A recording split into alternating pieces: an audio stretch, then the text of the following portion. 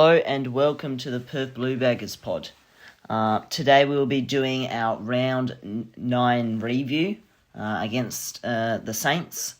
Very commanding win, that one. And previewing the round 10 clash, Sir Douglas Nicholas round, is it? Sir Doug Nichols round.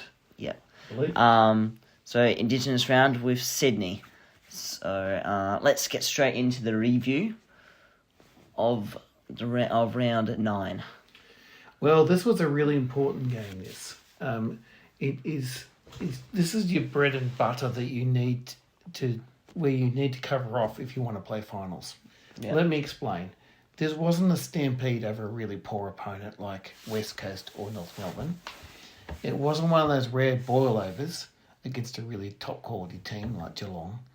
It was a knock 'em down, grind it out affair against another team on a fairly similar position to us on the ladder, where we had to demonstrate our finals credentials. Yeah. You know, it's also a team that we haven't played against very well to date, St Kilda. So, you know, it wasn't flash, it wasn't brilliant. We knew we needed to get the job done, and the boys went and got the job done. And there was two elements in addition to that, though, I was impressed by.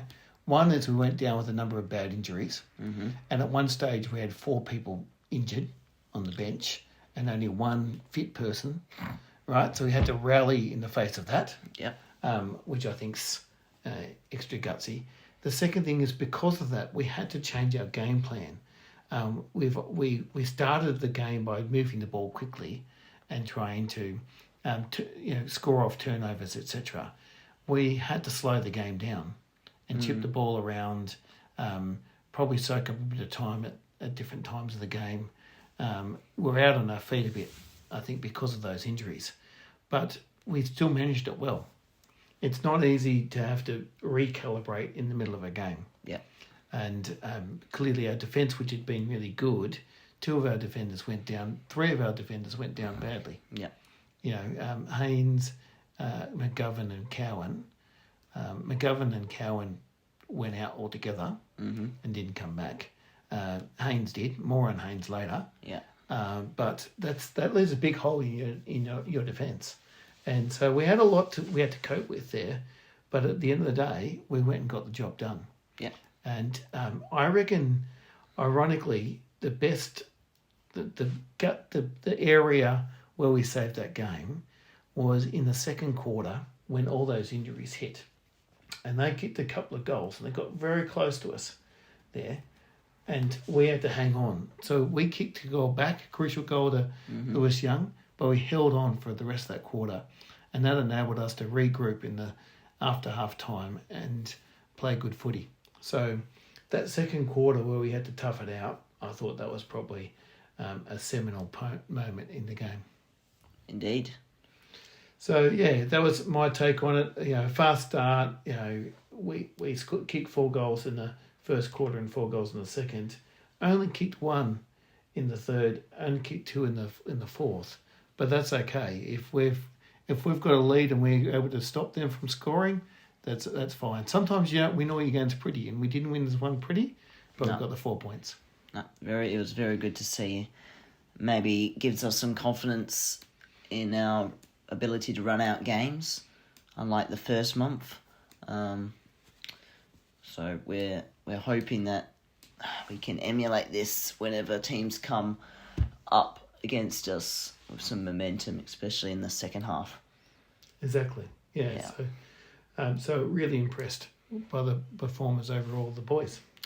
Well, so another key aspect that we really improved on from last week was, you'd say, an all-round team performance. So I think that's a good segue into our 5-4-3-2-1 votes. Well, I just thought for 5 votes, I thought Haynes was sensational in the back line. Yeah. He was my BOG. We almost gave him 5 votes 2 weeks ago, and so 2 out of 3 weeks he's had sensational games. He stood tall time and time again. Game high 7 intercept marks, 12 marks overall. He had 10 1%ers, which was a game high as well. 9 intercepts. His 15 kicks went at 93% efficiency. So every time he used the ball, he used it well. Yeah. So you add up all those stats. This is the guy who kept on intercepting. The hardest mark to take is the mark off an opponent's boot. So he doesn't get cheap positions. He intercepts and he turns the ball over for our team. Yeah. So he was just magnificent, and all those stats came despite him being off for a good part of the second quarter. Yeah. And having a potential injury. So just such a gutsy player, and I'm delighted that we picked him up. Yeah. So he's the full 5 votes. Harry Mackay. Yeah. Harry Mackay kicked 3 goals, the last of which was absolutely crucial. That was the sealer. Yeah. And it was from a tight angle, and kicks 3 goals straight. Look, there was one he shanked off the side of the boot, out of bounds on the full. But his kicking has certainly improved from a couple of years back. 10 marks, 4 inside 50s, 4 clearances. So he was great. 12 of his 19 touches were contested. 5 score involvements. Yeah, he just did a bit of everything. It was a bit like 2 weeks ago where he just kept on standing up when it mattered. And, he laid tackles, he chased. That's when Harry's playing his best football. How well is he playing overall? He is sensational. Yeah. So, 4 votes to him. 3 to the captain, Paddy Cripps. Doesn't really plays a bad game.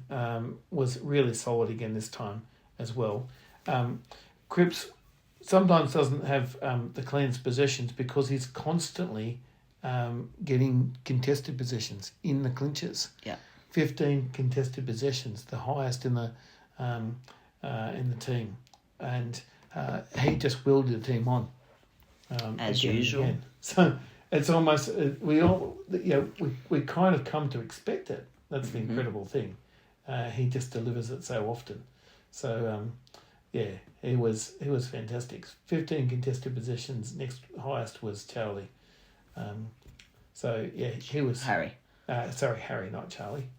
Yeah. So it was just one of those tough, gritty games from Paddy. So 3 votes to him.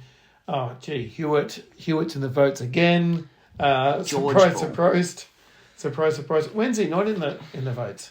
26 touches, 92% efficiency, 11 of them contested, and 9 score involvements. Yeah. And how good is that? 6 clearances, 4 tackles. We always love the players that tackle as well. 22 pressure acts. I mean, this is he is having some season. Yeah. He's got to be right up there in our best and fairest. So 2 votes for him.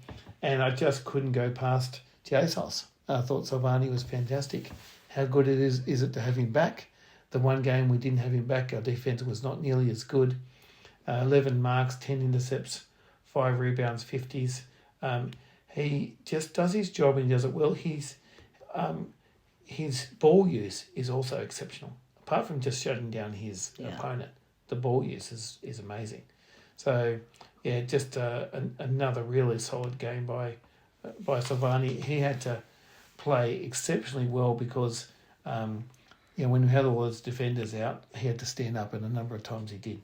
So, 1 vote to Harry for me. How'd you see it? Oh, so mine obviously doesn't really vary with Nick Haynes at the top. His ability to read the ball aerially was exceptional. I found there was quite a few instances when he read it better than any of other, like, St Kilda forward. And there was one time with Higgins or something. Completely read it much better than he did. So obviously Nick Haynes with 5, Harry with 4. Went through that. I've done Silvani for 3. Mm-hmm. Obviously for the reasons you mentioned, how good he was. But then I've also included Wheaters with 2. Just because of how good those 3 working together, they were impenetrable. So Wheaters had 19 disposals at 90% disposal efficiency, 14 marks, 6 1%ers, 3 rebound 50s, and 6 spoils. I think did. One vote finally goes to Hewitt. Oh, you got Hewitt in the votes as well. Oh, and we need to do the underrated. Well, I've got her underrated. This bloke, he's ran around the Magoos for quite a few weeks. He hasn't had a lot of opportunities. So he comes into the team and he has your third highest number of possessions. And that's Jackson Binns. Yep. His effort consistently across the game was really impressive. Sure, he butchered the ball once or twice and, etc. But when the young kids come with a lot less experiences coming in, you just want to see effort and you want to see them go out there and compete. And that's what he did in spades. So 5 score involvements, 5 intercepts, 4 rebound 50s. I mean, he single-handedly stepped up when we really needed him at crucial junctures as well. This for a young kid who hasn't played a lot of senior football. Yeah. So, 332 metres gained, 7 ground ball gets. Like, he just did a lot of good things. So I just thought he was a fantastic player. He's got an opportunity. I think he grasped it with both hands. Yeah. And I'm certainly hoping he's in the team next week. Indeed. I would like to highlight a few players. So, first, Chera. So he had to move because of those injuries with Cowan and McGovern, moved down off into half back. So by doing that, he managed to get 4 rebound 50s. Overall, he got 18 disposals, 89% disposal efficiency, 5 marks and 5 clearances. So I think he went a little unnoticed just because of switching your complete game plan mid-game after what you've been analysing within the week, doing your homework. I assume they do their homework. It's a big deal. So I think he was a bit underrated for that reason. Geez, there's so many players I could literally mention. Elijah, I think he does his usual sort of X Factor sort of. Elijah was good. Yeah. He was in the middle of everything. He pops up, like you say, he's an X factor. So he just finds ways to involve himself in the game. And impact. Sardi mopped up quite a bit. Then Lewis Young, I think, probably the most unnoticed, really. Well, there's one other name I'd like to mention as well, but Young might have only got 7 disposals, but he managed to get 9 1%ers, 7 spoils, and 2 goals. It was good. Yeah. It was really good. I've been just so impressed. Whatever job he's asked to do this year, he just pops up and does it. And he's back in the forward line. He slots 2 goals. That goal in the second quarter when they just been closing in on us was really important. Yeah. And that's, it was against the flow when he did it. He had to nail the shot. He's just got a way of involving himself in the game. He brings the ball to ground. A lot of pressure acts. Played well. Yeah. So he's one to make note of. And then the last one, Cooper Lord, coming in as sub with 48% time on ground. He got 12 disposals, 8 tackles, 13 pressure acts, and 1 crucial goal. How good was his goal? Yeah. How good was that kick from around 50 metres when, deep into the last quarter when we really needed the goal? And he just slots this and you go, oh my goodness, this boy can play. I really hope we persist with Cooper Lord because he's shown lots. A lot of these players, they're going to have good games and not so good games. You need to get some games into them. Yeah. And he's a good example of that. They're too good for VFL. If only there was a league in between. One other player was Sam Walsh. I think he was pretty impactful. He might have not racked up his usual touches. He only got 21, but he got 9 score involvements, which is what we like to see. I think he was playing more of a he drifted forward quite a bit. half forward role. So he got 6 tackles, 2 goal assists, 3 free pressure acts, and 5 inside 50s. And there was one moment there where he shrugged off about 4 or 5 tacklers. They just swarmed on him, and somehow he emerged with the footy. And I was going, what's going on? And then he releases it to one of the players running past, which directly results in a goal. Yeah. It was an incredible burst of football, and it just demonstrates what an explosive player he can be. Yeah, indeed. And then one other player who really set it up for us early was Charlie Curnow. He didn't quite have as much impact in the second half, but still got 3 goals, 7 marks, 3 inside 50s, and 83 disposal efficiency. Charlie is, we keep on saying he's one game away from absolutely breaking the game open. And I thought he was going to do that because one of the highlights was when he takes a kind of one-handed mark, sort of shrugs off his opponent who has to stand the mark, and he just wheels around, does that amazing Charlie thing. Outside 50. Drills it from outside 50. How good was that kick? That was sensational. Yes. Hey, 3 goals in the first half. He looked like he was going to kick a bag. But he kept presenting, still worked up the ground. Which gave Harry the chance to kick his goals in the second half. It was like he was the best forward in the first half. Harry switched to being the best forward in the second half. Well, I just think that's why you need both of them playing. Yeah. Because they take the pressure off each other. And then if you've got someone like Lewis Young, he jumps in every now and then and is a target as well.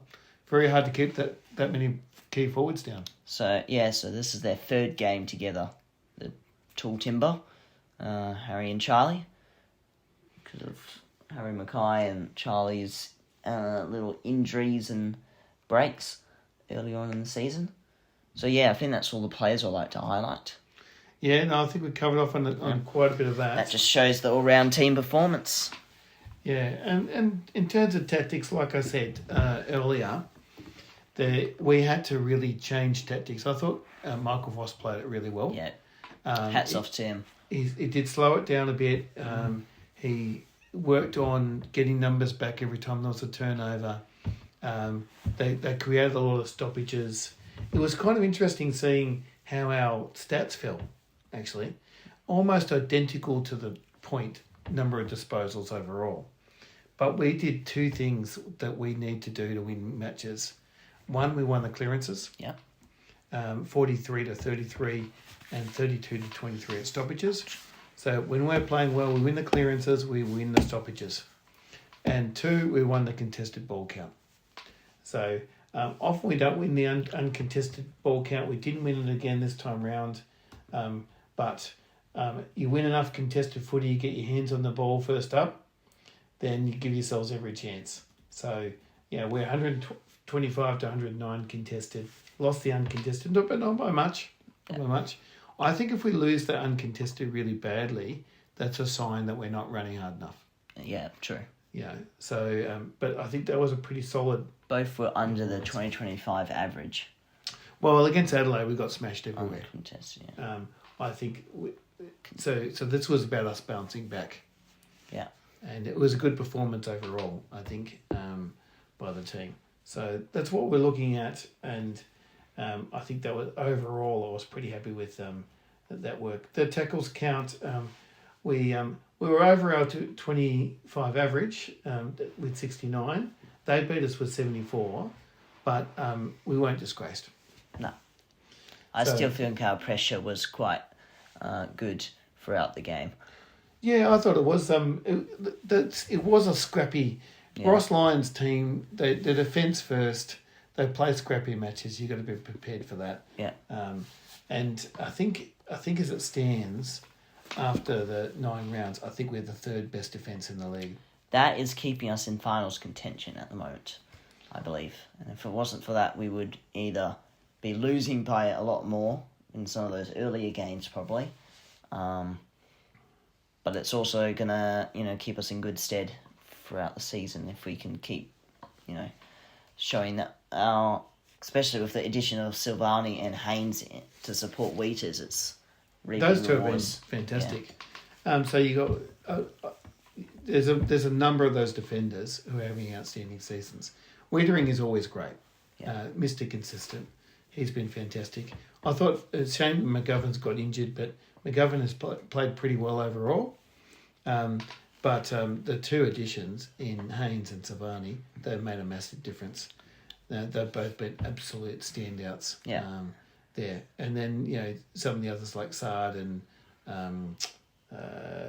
Cowan and others have played their role from week to week. But clearly, good defenders, but also structurally, I think we're getting numbers back. Yeah. So that two-way running, and that's really crucial. Yeah. So let's get into the preview of the round 10 clash with Sydney. Yeah, this will be interesting. The reality is Sydney are only won 3 games, so they're 3-6. It's but one out of their 5 last. One win out of their last 5. One win out of the last 5. We won 4 of the last 5. Yeah. We're 3-6. But I think there's a couple of things to be mindful of. Their percentage is better than the other teams around them, and I think that speaks to the fact that they're playing badly, but they're not as bad as the position ladder perhaps suggests. No, they're not 14th. They're outside the 8, but probably where we are really. Well, we're 10. That's why it's going to be such a good clash, because it's a good yardstick. Yeah, for where these two teams are at. Yeah, so I do think Sydney will be a good contest for us. Of course, we're playing them in Sydney, which does not help our cause because we're terrible there. Yeah, something to do with it's like narrow sort of. Oh yeah, ground, it's a narrow ground. We like shorter to use grounds. space. Yeah, so we'll have to play at our best. I think a couple of things. Their midfield, they're missing Gwilden, right? He's a real loss at the moment, but their midfield's still outstanding, and the likes of Warner and Heaney and others, and they've got depth in there with Robot and etc. So they've got a lot of they're a great team. Don't worry about where they sit on the ladder. I think that they're definitely a danger team for us. Yeah. And I think if we win the midfield count, that's going to be really important. I think, especially in a ground like the SCG, if you win the ball out of the centre, it's one kick straight deep into the forward line. Yeah, we were absolutely dominated last time in the midfield. I think that's where we lost it, basically. No, it was one of our worst performances for the year. So we need to bounce back, and it's important to win this one. If we win this one, we get to parity. After the 0-4 start to the season, we will be back to 5-5. We're officially back, probably, if we win that one. Yeah. So, and then if you lose it, you're 4-6, So it is actually a really crucial match, I think. Yeah. For us. So it's going to be important. Like I said, I reckon the midfield's going to decide it. If we're able to get the ball forward, if we play to our strengths and win the clearances, play to our strengths and win the contested ball, then we're right in the hunt. Yeah, agreed. So that would be. So shall we go to predictions? Yeah. Well, I reckon we're going to win by 16 points. Nice. Think it'll be a bit closer. I don't know. Cardiac Carlton is always closer. Probably like 8 points maybe.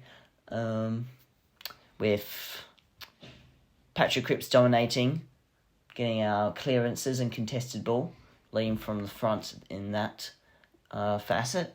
So we get like 30 odd disposals. Sam Walsh to have a really impactful game. Maybe not quite, getting a lot of disposals, but setting up scores. And I feel like either one of Harry or Charlie will absolutely dominate.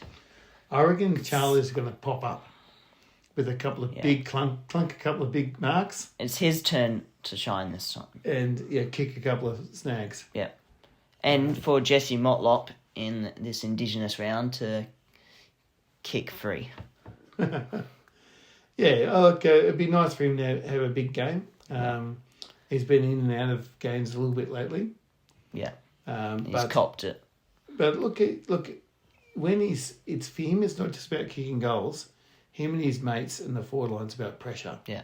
And holding the ball in. So let's hope that he puts the effort in without the ball. He's done that twice this year, so we've seen that he's been able to do it. Once against Hawthorn, he applied plenty of pressure, and he played a bit of midfield minutes as well in that game, and he was pretty good. And then, of course, against North Melbourne when sort of the Mosquito Fleet, Durden, him and White all, combined together, applied lots of pressure, set up so many goals. We'd like to see that again. Yeah. Well. Oh, look, that would be fantastic if the small forwards started to get amongst it. Yeah. I don't think they were big on the scoreboard, as our talls. A 3 to Charlie, 3 to Harry, and 2 to Lewis Young. That's 8 of our 11 goals. But I think on the SCG, the ball going to ground, pouncing on it. Let's see what they can do. Tell you what will be a very fascinating contest as well is Brodie Grundy versus TDK. I'm tipping TDK to win this one. Yeah, okay. TDK got a lot of the ball on the weekend, but I didn't think he used it that well. Yeah. I think he just sort of threw it on the boot a bit. So I want to see him use that footy well and really dominate. Yeah. I think that'll do us. Thank you for tuning in. Make sure you like and subscribe. Follow us on Instagram. There was no couldn't get around to doing the fan questions this time around, but we'll try and do it next week. Keep sending them in. Yes. So thank you. Up the Baggers. Calm the Blues.